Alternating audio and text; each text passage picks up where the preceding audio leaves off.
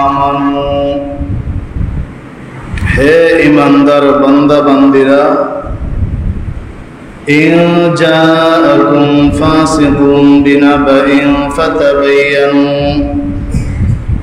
কোন ফাসিক কোন পাপাচার যদি তোমাদের কাছে কোন সংবাদ নিয়ে আসে, তোমার পক্ষে হোক বিপক্ষে হোক, ভালো হোক মন্দ হোক, এটাকে খুব ভালো করে যাচাই বাছাই করো। ফাতুসবিহু আলা মা ফাআলতুম নাদিমিন আন তুসিবু কওমান বিজাহালাহ, যাতে করে তোমাদের অজান্তে কোন সম্প্রদায় ক্ষতিগ্রস্ততার মাঝে না পড়ে। যদি এমনটা হয়, তোমাদের কৃতকর্মের উপরে তোমরা লজ্জিত হতে হবে। একজন এসে বলেছে অমুক তো তোমার ব্যাপারে এমন এমন মন্তব্য করেছে, আপনি রেগে গেলেন, প্রতিশোধ নিলেন, পরে খবর প্রকাশিত হলো, শত্রুতার জের ধরে মিথ্যা একটি অপবাদ উঠানো হয়েছে। এরকম মিথ্যা অপবাদ যোগে যোগে ভালো মানুষদের উপরেও করা হয়েছে এবং খারাপ মানুষদের উপরেও করা হয়েছে। গত জুমায় আলোচনা শুনেছেন হযরত মরিয়মের ঘটনা।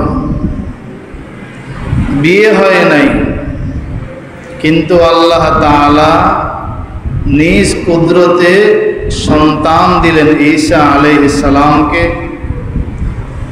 ইহুদিরা ব্যভিচারিণীর অপবাদ দিল, জেনার অপবাদ দিল।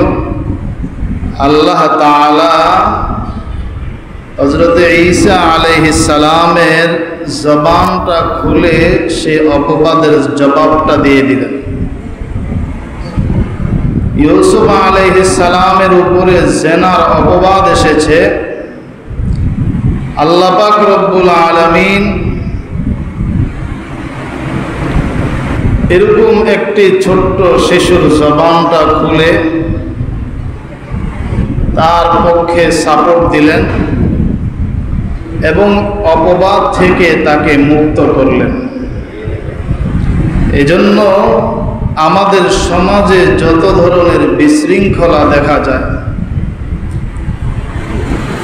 কান কথা শোনার কারণে, ভিত্তিহীন কথা শুনে যাচাই বাছাই না করে আরেকজনের উপরে ক্ষেপে যায়। কেউ যদি কাহার উপরে কোনো মিথ্যা অপবাদ দেয়, এমনকি জেনার অপবাদ দেয়, শরীয়তের বিধান হলো 4 জন সাক্ষী তাকে দেখাইতে হবে। অন্যথায় যে অপবাদ দিল তাকে মিথ্যা অপবাদ দানকারী হিসাবে তাকে বেত্রাঘাত করা হবে, তাকে শাস্তি দেওয়া হবে। একজন মুমিনের ইজ্জত অনেক দামি জিনিস। ইজ্জত নষ্ট করা কোনো দলিল প্রমাণ ছাড়া, কারণ ছাড়া, এটা ইসলাম খুব বড় নজরে দেখে। মুমিনের ইজ্জত হেফাজত করতে হবে। তাই আল্লাহ বলেন, ইয়া আইয়ুহাল্লাযীনা আমানু ইন জাআকুম ফাসিকুম বিনাবাইন ফাতাবায়ানু আন তুসিবু কওমান বিজাহালাতিন ফাতুসবিহু আলা মা ফাআলতুম নাদিমিন। যে কোনো খবর আসলে যাচাই বাছাই করো। এই আয়াত নাযিলের প্রেক্ষাপট মুফাসসিরিনে কেরাম লিখেন, আল্লাহ রাসূল সাল্লাল্লাহু আলাইহি ওয়াসাল্লাম বনু মুস্তালিক গোত্রে একজন সাহাবীকে যাকাত উসুল করার জন্য পাঠান। ওই সাহাবীর নাম ওলীদ ইবনে উকবাহ। ওলীদ ইবনে উকবার মাঝে বনু মুস্তালিক গোত্রের মাঝে পূর্ব থেকেই দ্বন্দ্ব ছিল, বাক বিতণ্ডা হয়েছে, যথেষ্ট মনোমালিন্যতা আছে। এখন তারা সবাই মুসলমান হয়ে গিয়েছে, কোনো হিংসা বিদ্বেষ নাই, আপন হয়ে গেল, ভাই ভাই হয়ে গেল। নবীজি ওলীদ ইবনে উকবাকে পাঠান, বনু মুস্তালিক থেকে যাকাতের মালগুলো নিয়ে আসো, গরিবদের মাঝে বন্টন করা হবে। ওলীদ ইবনে উকবার আগমনের খবর শুনে বনু মুস্তালিকের মানুষগুলো তাকে অভ্যর্থনা জানানোর জন্য সবাই দলবদ্ধভাবে সামনে এগিয়ে আসেন। দূর থেকে ওলীদ এই দৃশ্য দেখে ভাবলো, এত মানুষ কেন জড়ো হলো? মনে হয় পূর্বে তাদের সঙ্গে যেই শত্রুতা ছিল, ওই শত্রুতার জের ধরে আমাকে তারা হত্যা করার জন্য প্রস্তুতি নিয়েছে। আমি যাব না। পাল্টা মদিনায় চলে গেলেন, নবীজির কাছে গিয়ে বললেন, ইয়া রাসূলুল্লাহ, তারা যাকাত দিতে অস্বীকার করে। আল্লাহর রাসূল সংবাদ পাওয়ার পরে খালিদ বিন ওলীদকে বিশাল এক বাহিনী নিয়ে পাঠান, সশস্ত্র বাহিনী। এ খালিদ আগে যাবে ওই এলাকায়, যাওয়ার পরে খবর যাচাই করবে, তাহকিক করবে আসলে তারা যাকাত দিতে অস্বীকার করলো কিনা।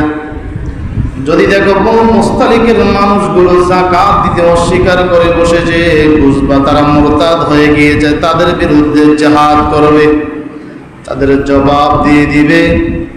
আর যদি দেখো না খবরটা গুজব, তাইলে তাদের থেকে যাকাতের মাল উসুল করে নিয়ে আসবে। হযরতে খালিদ বিন ওলীদ রাদিয়াল্লাহু তাআলা আনহু গেলেন, গিয়ে খবর যাচাই করলেন। তারা বললেন, না, আমরা তো তাকে অভ্যর্থনা জানানোর জন্য সামনে জড়ো হয়েছিলাম, কিন্তু তিনি ভুল ভেবেছেন। আমরা যাকাতের মাল রেডি করেছি মদিনায় পাঠায় দেওয়ার জন্যই। দেখেন আমাদের যাকাতের মালগুলো জমা করা হয়েছে। একটা খবর, তারা অভ্যর্থনা জানানোর জন্য এসেছিল, আর তাদেরকে ভাবা হলো হত্যা করার জন্য এসেছে। কেমন দ্বন্দ্ব শুরু হওয়ার, কেমন বিতর্ক সম্ভাবনা ছিল। তো তাহকিক করার কারণে, খবর যাচাই করার কারণে এই দ্বন্দ্ব দূর হয়ে গিয়েছে। এজন্য আল্লাহ পাক রব্বুল আলামিন বলেন, যে কোনো খবর কেউ পেশ করলে তাকে দলিল দিতে হবে, খবর যাচাই বাছাই করতে হবে, দলিল পেশ করতে হবে। হযরত মরিয়মের উপর অপবাদ এসেছে। আল্লাহ তাআলা মরিয়মকে অপবাদ থেকে মুক্ত করেছেন। কোরআনে তার বিবরণ এসেছে, সূরা মরিয়ম নামক একটা সূরা নাজিল করেছেন। ইউসুফ আলাইহিস সালামের উপর অপবাদ দেওয়া হয়েছে, মিথ্যা বানানো। আল্লাহ তাআলা কোরআনে কারীমে সূরা ইউসুফের মাঝে বিবরণ দিয়েছেন, হযরত ইউসুফ ছিলেন নিরপরাধ। তদ্রূপভাবে হযরতে আয়েশা সিদ্দিকা রাদিয়াল্লাহু তাআলা আনহা, তার উপরেও একবার মিথ্যা অপবাদ উঠানো হয়েছে মুনাফিকদের পক্ষ থেকে। মুনাফিকদের পক্ষ থেকে মিথ্যা অপবাদ দেওয়া হয়েছে। বিশাল লম্বা ঘটনা। নবীজি পেরেশান, সাহাবায়ে কেরাম পেরেশান, হযরত আয়েশা পেরেশান। আল্লাহ তাআলা পরিশেষে কোরআনে কারীমের আয়াত নাজিল করে হযরতে আয়েশার পবিত্রতার ঘোষণা দিয়ে বলেছেন, হযরতে আয়েশা পবিত্র, তার উপরে যে অপবাদ উঠানো হয়েছে, সুবহানাকা হাযা বুহতানুন আযীম, এটা বড় সাংঘাতিক একটা অপবাদ। ঈমানদার কিছু কিছু ধোঁকা খেয়ে গিয়েছে, কেন তারা তার ব্যাপারে আগে থেকেই সুধারণা করল না? বাস্তবিক ঘটনা কোরআনে কারীমে সূরাতুন নূরে আল্লাহ তাআলা বিবরণ দিয়েছেন বুঝার জন্য, এবং এতে অনেক শিক্ষণীয় বিষয় আছে। সেজন্য সেই সংক্ষিপ্ত ঘটনা আপনাদের সামনে তুলে ধরার চেষ্টা করছি। মদিনা থেকে দূরে একটি এলাকা বনু মুস্তালিক, কিছুক্ষণ আগেই যে কথাটাও বলেছিলাম, বনু মুস্তালিক। এই বনু মুস্তালিক তারা যখন কাফের, তাদের সাথে যুদ্ধের জন্য নবীজি সাহাবায়ে কেরামদের একটি জামাত নিয়ে গেলেন। যুদ্ধ শেষ, বিজয়ী হলো, ফেরার পথে এক জায়গায় যাত্রা বিরতি। গভীর রজনীতে ঘোষণা দেওয়া হলো একটু পরেই কাফেলা মদিনার উদ্দেশ্যে রওনা দিবে। প্রত্যেকেই নিজ নিজ প্রয়োজনগুলো সেরে নাও। আম্মা জানা আয়েশা এক জায়গায় নিরাপদ জায়গায় ছিলেন। আম্মা জানা আয়েশা তিনি ভাবলেন সফর কতটুকু দূর হতে পারে, আমি আমার প্রয়োজন সেরে নেই। হযরতে আয়েশা বাহিরে চলে গেলেন নিরাপদ জায়গায়, নিজের ইস্তেঞ্জা প্রয়োজন সেরে আসলেন। হঠাৎ করে গলায় হাত দিয়ে দেখেন গলার হারটা ছিঁড়ে পড়ে গিয়েছে। স্বর্ণের হার যদি হারিয়ে যায় পেরেশানি তো লাগবেই। হযরত আয়েশা ওই হার আনার জন্য আবার পিছনে গেলেন, তদন্ত করলেন, তালাশ করলেন। এদিকে হযরতে আয়েশা ফেরত আসতে আসতে এসেই দেখেন কাফেলা মদিনার উদ্দেশ্যে চলে গিয়েছে, আর কেউই নাই, একজন মানুষও নাই, তিনি একা। হযরত আয়েশা ছিলেন খুবই বুদ্ধিমান। হযরত আয়েশা ছিলেন আবু বকরের মেয়ে। হযরত আয়েশা ছিলেন মুফতি সাহাবিয়া মহিলাদের অন্যতম। হযরত আয়েশার থেকে হাজারো বেশি, 2000-এর বেশি হাদিস বর্ণিত হয়েছে। আল্লাহর রাসূলের মোট 11 জন বিবি ছিলেন। 11 জনের ইলমকে যদি এক পাল্লায় রাখা হয়, হযরত আয়েশার কোরআন হাদিসের ইলমকে যদি এক পাল্লায় রাখা হয়, হযরত আয়েশার ইলমের পাল্লা আরো বেশি ভারী হবে। এবং আল্লাহর রাসূলের সঙ্গে এই বিবাহের প্রস্তাব উপর থেকে এসেছে। হযরত আয়েশা রাদিয়াল্লাহু তাআলা আনহা এসেই দেখলেন কোনো মানুষ নাই, খালি ময়দান। তিনি ভাবলেন নবীজি যখন সংবাদ পাইবেন, বুঝতে পারবেন, লোক পাঠাবেন বা যে কোনো ব্যবস্থা করে আমাকে নেওয়ার জন্য চেষ্টা করবেন, আমি এখানেই আশ্রয় নেই, নাড়াচড়া না করি। হযরত আয়েশা হেলান দিয়ে বসা ছিলেন। হঠাৎ তার চোখে তন্দ্রা চলে এসেছে, ঘুম এসে গিয়েছে। আল্লাহ রাসূলের অভ্যাস ছিল কোন কাফেলা, কোন দল যখন এক জায়গা থেকে অন্যত্র যাবে, তাদের পিছনে জরুরি কোনো সামানা আসবাবপত্র ভুলে কেউ রেখে গেল কিনা এটা যাচাই করার জন্য আরেকজন লোক নিযুক্ত করে রাখতেন। তো এই জায়গায় একজন লোক নিযুক্ত করা হয়েছে, সাহাবী, একজন বুজুর্গ সাহাবী, ভালো আখলাকওয়ালা একজন সাহাবী, নাম হলো সাফওয়ান ইবনে মুআত্তাল। সাফওয়ান ইবনে মুআত্তাল ভোরবেলায় এসেছেন। এসে হঠাৎ হালকা আলোর মাঝে দেখলেন আম্মা জান আয়েশার চেহারায় কাপড় নাই। হঠাৎ করে ছোটবেলায় যে তিনি তাকে দেখেছেন, চিনে ফেলেছেন। দূর থেকে বললেন ইন্না লিল্লাহি ওয়া ইন্না ইলাইহি রাজিউন। সঙ্গে সঙ্গে হযরত আয়েশার ঘুম ভেঙে গেল, কাপড় টেনে দিলেন, তিনি উট পাঠায়া দিলেন। আম্মা জান আয়েশা উটের উপরে উঠলেন, উটের লাগাম ধরে মদিনার দিকে রওনা হলেন। আর কোনো কথাবার্তা তাদের মাঝে হয় নাই। সাফওয়ান ইবনে মুআত্তাল আম্মা জান আয়েশাকে উটের উপর উঠায়া যখন মদিনা পর্যন্ত আসলেন, কাফেলার সঙ্গে মিলিত হলেন। মুনাফিকরা টের পেয়ে গেল। মুনাফিকদের লিডার ছিল আব্দুল্লাহ ইবনে উবাই, বড় বদমাইশ, বড় খারাপ। আব্দুল্লাহ ইবনে উবাই গুজব রটায়া দিল, একজন পুরুষ একজন নারী এসেছে, কিছু না কিছু তো ঘটেছে। এবং এই খবরটা প্রচার প্রসার হয়ে গেল। আল্লাহর রসুলের কানেও আসলো, সাহাবায়ে কেরামের কানে আসলো, সবাই পেরেশান, চিন্তিত। একদিন দুই দিন নয়, 1 মাস ওভার হয়ে গিয়েছে, গুজব ছড়তেছে, গুজব। এটাও আল্লাহর প্রদত্ত একটা পরীক্ষা। যারা ফেঁসে যাবে তাদের খবর আছে। আম্মা জান আয়েশা এই সফর থেকে আসার পরে তিনি অসুস্থ, 1 মাস যাবৎ শোয়া। মুনাফিকদের এই ষড়যন্ত্রের মাঝে কিছু দুর্বল সাদা সিধা সাহাবীও ফেসে গিয়েছেন। একজন সাহাবীর নাম ছিল মিস্তাহ। তার মা আম্মা জান আয়েশার খাদেমা ছিলেন। একদিন রাতের বেলায় হযরতে আয়েশা নিজের প্রয়োজন সারার জন্য মিস্তাহ রাদিয়াল্লাহু তাআলা আনহুর মাকে নিয়ে বের হয়েছেন। হঠাৎ তিনি হোঁচট খেয়ে পড়ে গেলেন। জবান থেকে বের হলো, মিস্তাহ ধ্বংস হোক।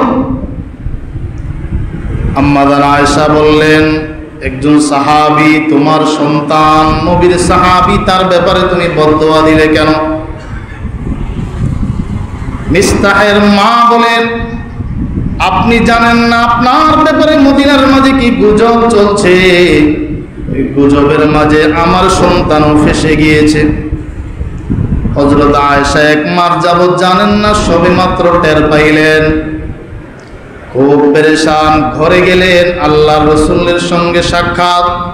নবীজি আসলেন, হযরত আয়েশা সালাম দিলেন। নবীজি আরেক দিকে তাকায় সালামের জবাব দেন। চেহারার বাচন ভঙ্গিতেই হযরত আয়েশা বুঝতে পেরেছেন ব্যাপারটা স্বাভাবিক নয়। অনুমতি চাইলেন, ইয়া রাসূলুল্লাহ, আমি একটু আমার বাবার বাড়িতে যেতে চাই। নবীজি অনুমতি দিলেন, বাবার বাড়িতে গেলেন।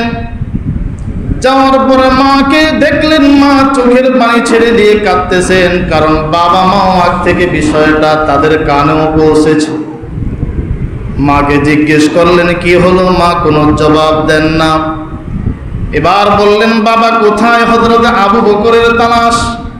হযরতে আবু বকরকে গিয়ে দেখতেছেন, হযরতে আবু বকর বসে বসে কোরআনে কারীমের তেলাওয়াত করতেছে, তার চোখ দিয়ে পানি পড়তেছে। আল্লাহর রাসূল পেরেশান, সাহাবায়ে কেরাম পেরেশান। শ্রেষ্ঠ মাখলুক মুহাম্মদ সাল্লাল্লাহু আলাইহি ওয়াসাল্লামের পরিবারের উপরে মুনাফিকদের পক্ষ থেকে অপবাদ। হযরত আয়েশা ভাবলেন, বাবাও নারাজ, মাও নারাজ, স্বামীও নারাজ, যাবার কোনো রাস্তা নাই। যায় নামাজ নিয়ে ঘরের কোণে চলে গেলেন। ওখানে গিয়ে আল্লাহর কাছে সাহায্য চাইলেন, নামাজে দাঁড়িয়ে গেলেন। আর হযরতে আয়েশা সিজদার মাঝে পড়ে পড়ে আল্লাহকে ডাক দিয়ে বলতেছেন, মালিক, আপনি দুর্বলদের রব, আপনি মিসকিনদের রব, আপনি গরিবদের বন্ধু। ইউসুফ আলাইহিস সালামকে আপনি যেমন সাহায্য করেছেন, মরিয়মের উপরে অপবাদ এসেছিল, আপনি সাহায্য করেছেন। এমন একটু সাহায্য আমি আপনার কাছে ভিক্ষা চাই, আপনি আমাকে সাহায্য করেন। হযরত আয়েশা ঘরের কোণে বসে বসে নামাজের সেজদায় কাঁদতেছেন। ওইদিকে নবীজি মসজিদের নববীতে বিশিষ্ট সাহাবী যারা, তাদের সঙ্গে বসলেন।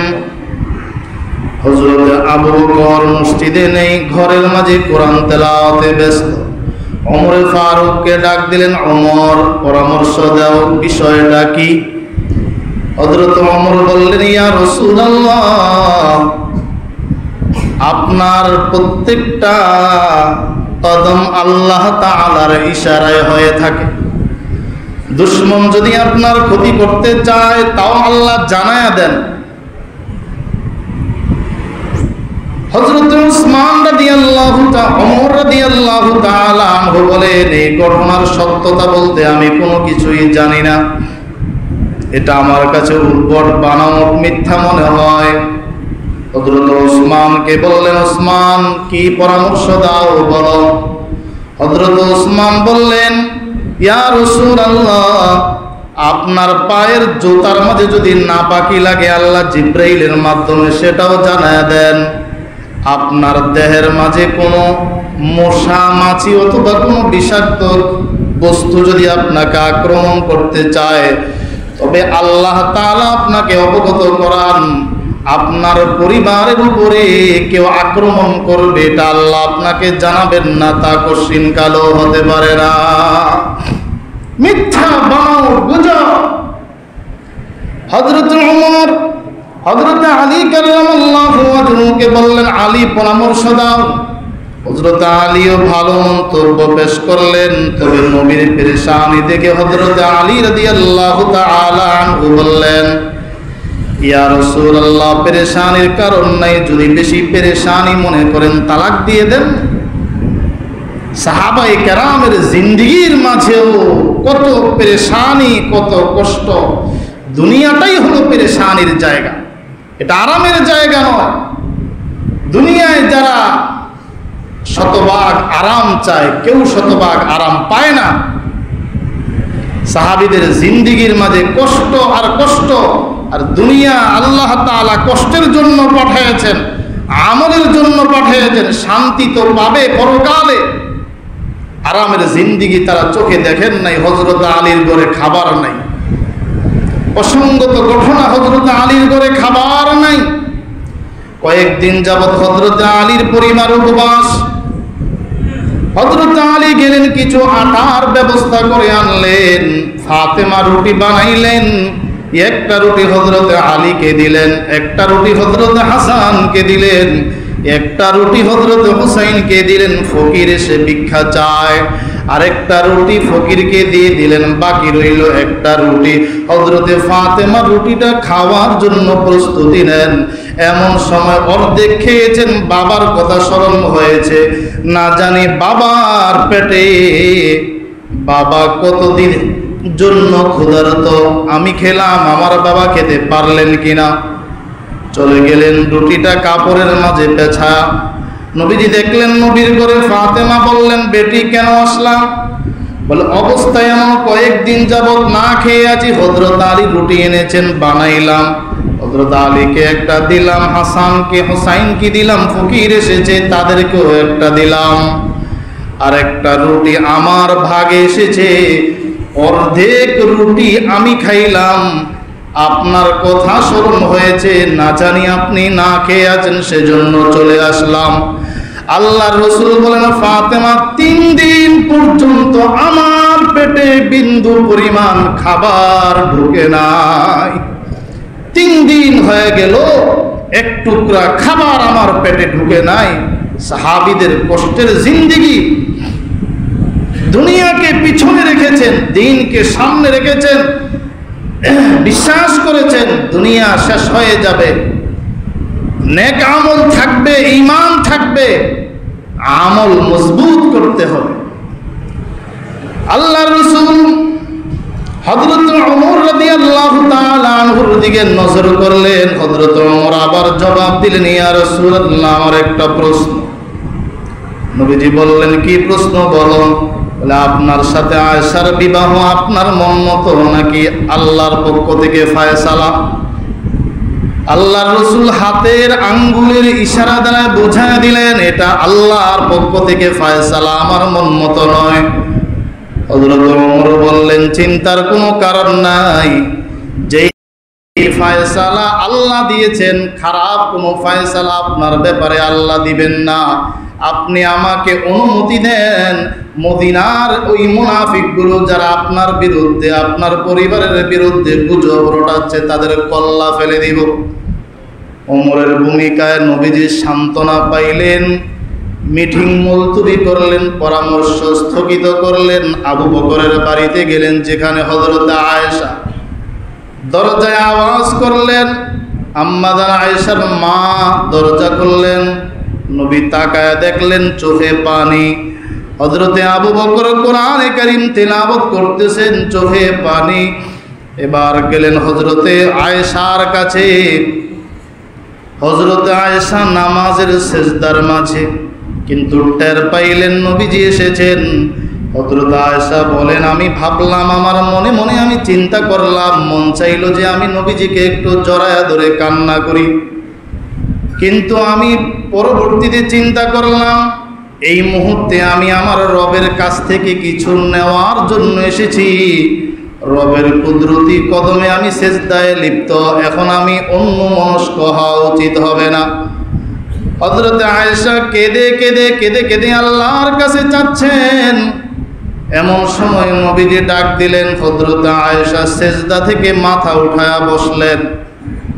আল্লাহর রাসূল বলেন, আয়েশা, ভুল তো হতেই পারে, যদি কখনো ভুল হয়ে থাকে তওবা করে নাও।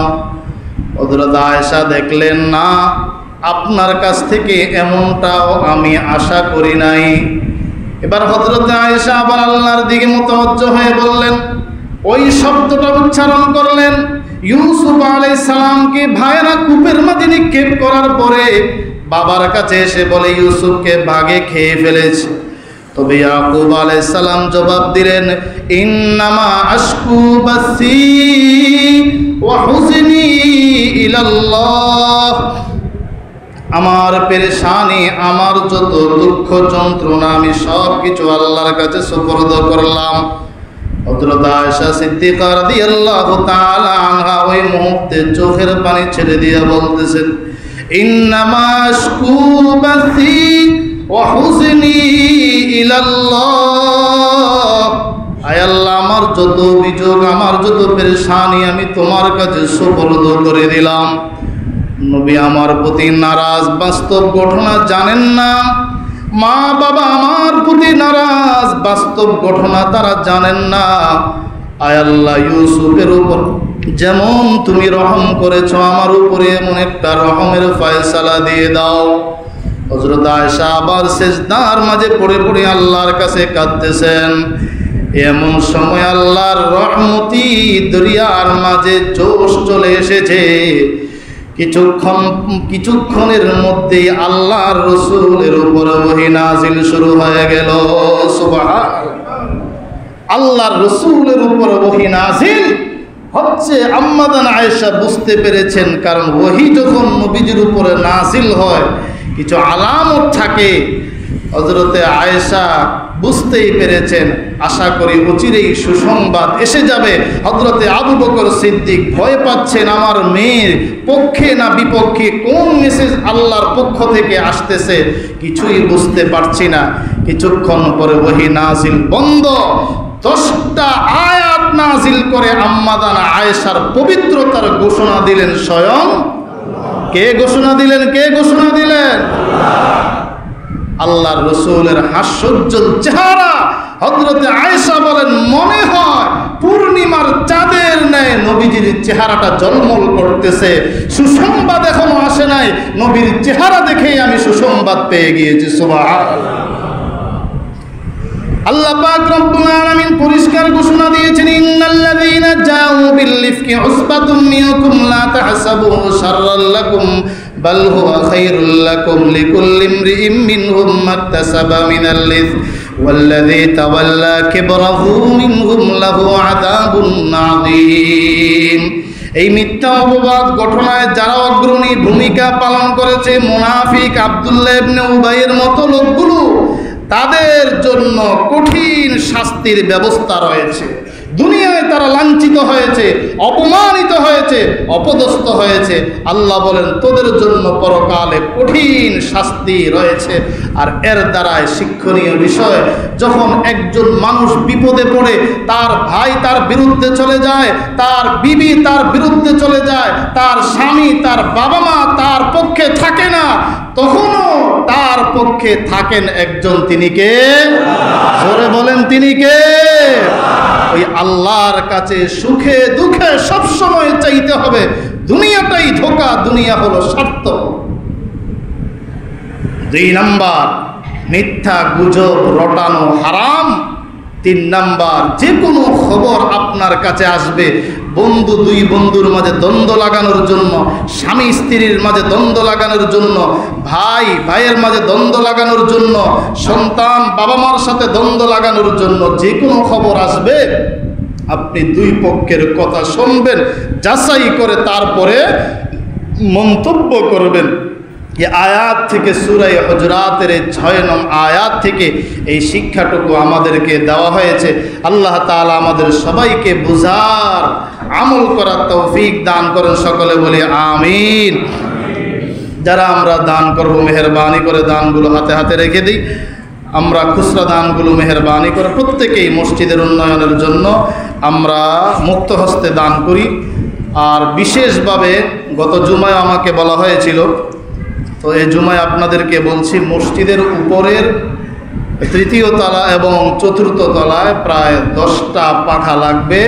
আমাদের খাদেম সাহেব গ্যাস মিয়া আমাকে মেসেজ দিয়েছেন, গত শুক্রবারও দিয়েছিলেন, বলার সুযোগ হয় নাই। গরমের মৌসুম, 10টা পাখার প্রয়োজন।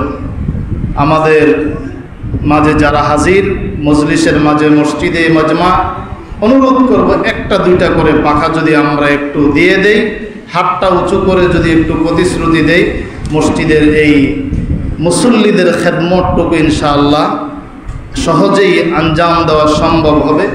ইতিমধ্যে আমাদের এলাকার একটি আমাদের প্রিয় প্রতিষ্ঠান এবং আপনাদের সেবা, জনগণের সেবায় যে প্রতিষ্ঠান ইসবিও হসপিটাল, প্রশংসার সাথে বহু বছর যাবৎ ভূমিকা মানব সেবায় নিয়োজিত, ভালো ডাক্তার দ্বারা আমাদের চিকিৎসা দিচ্ছেন। ভালো মানুষ ডাক্তার দাহারুল ইসলাম সাহেব, খালেদা ম্যাডাম, তো ওনারা সবসময় মসজিদে দান করেন। ওনাদের প্রতিষ্ঠানের জন্য দোয়া চেয়েছেন, মসজিদে 2টা পাখা দেওয়ার ঘোষণা দিয়েছেন। আল্লাহ তাআলা তাদের এই দানকে কবুল করেন। সকলে বলি আমিন। আল্লাহ তাআলা ইসবিও হসপিটালকে কবুল করেন, আরও বেশি বেশি সেবা দেওয়ার তৌফিক দান করেন। ডাক্তার দাহারুল সাহেবের বাবা মাকে আল্লাহ তাআলা মাফ করে দেন। সকলে বলি আমিন।